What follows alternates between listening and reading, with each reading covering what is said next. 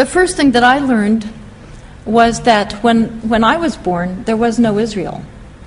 It did not exist.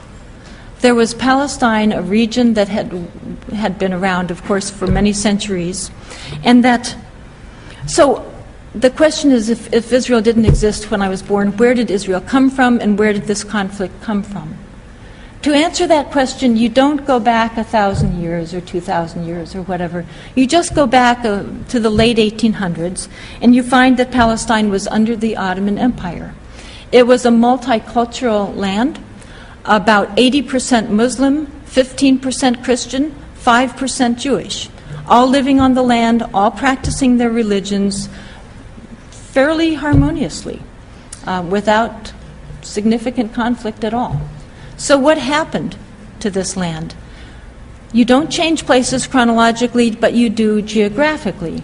And you discover that if you go to Europe, there was a movement in Europe that started in the late 1800s called political Zionism that developed a wonderful shining slogan, "A land without people for a people without land." Zionism, political Zionism in particular, was the belief that there needed to be a Jewish state somewhere in the world. They considered Uganda, Argentina, they considered parts of North America for the Jewish state, and eventually they settled on Palestine because of biblical connections from 2,000 years before. Now, if you'll think of that slogan, "A land without people for a people without land," that I grew up with, it sounds wonderful. I think we would endorse that, except it was not a land without people. It was fully inhabited. One of the early Zionists that came wrote back to his family back in Europe about what he had found, Palestine. The simile was to a bride. And he said, I have seen the bride. She is beautiful, but she is married. So sadly, nevertheless, the immigration continued by Zionists to Palestine to create a Jewish state.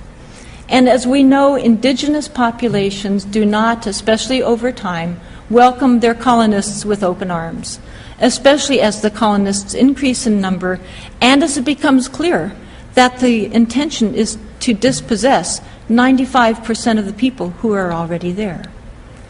As a result, there was the tragic but predictable violence, with innocent lives lost then as now on both sides, then as now the vast majority of them, the Palestinian Christians and Muslims.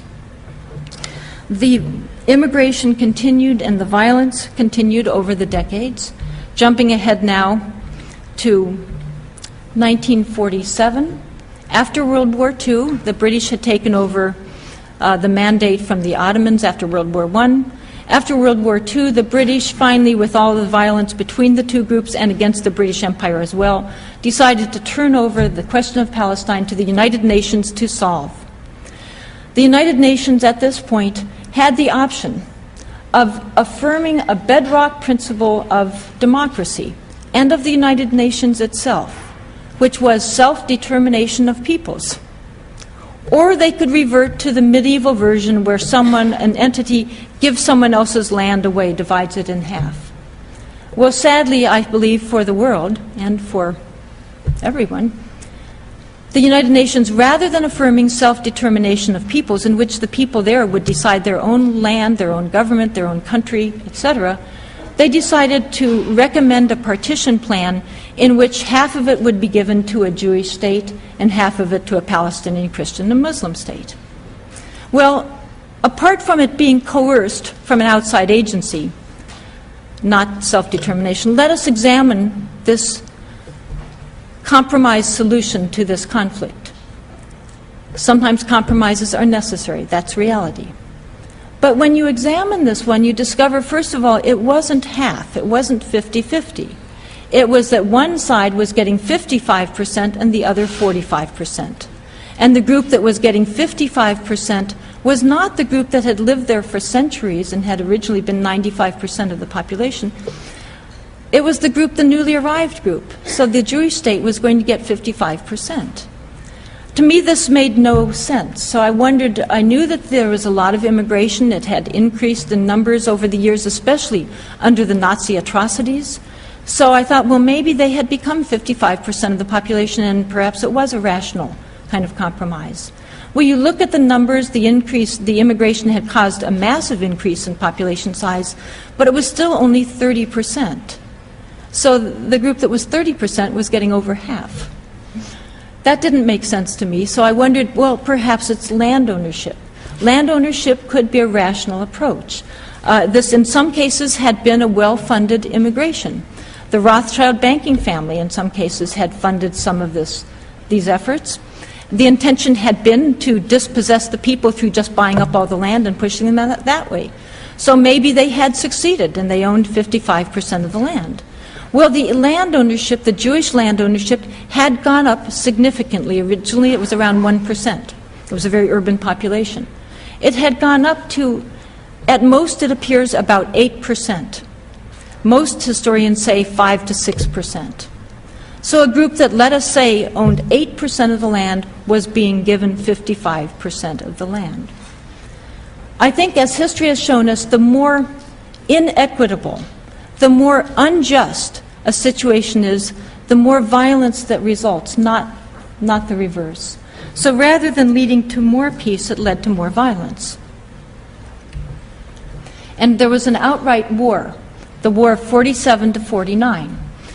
This war is called in Israel the War of Independence.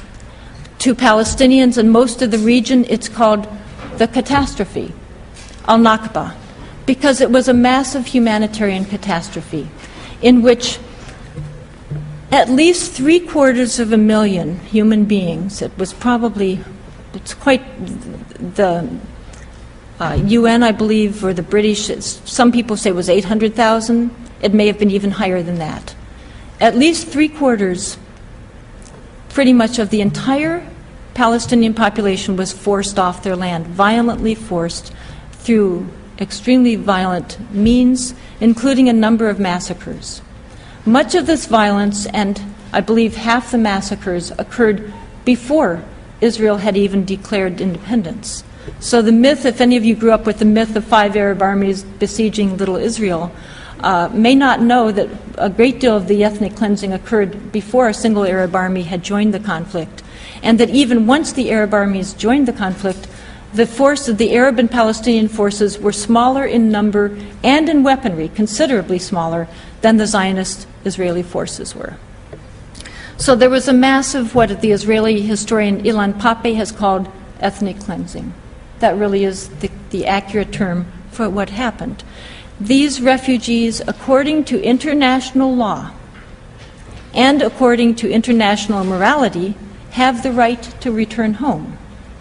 But Israel does not allow them to return to their homes. So this is one of the key factors in the conflict today, and it's a factor the U.S. media almost never talks about, but it's significant.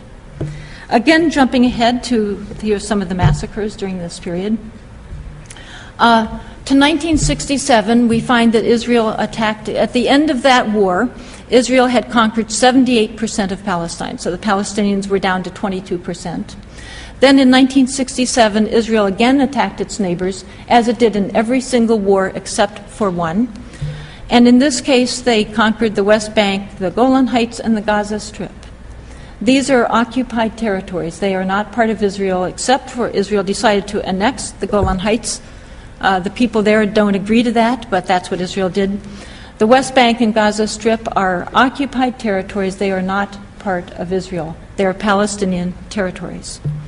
During this period, by the way, Israeli forces, this was the Six-Day War, also attacked a U.S. Navy ship operating in international waters, the USS Liberty.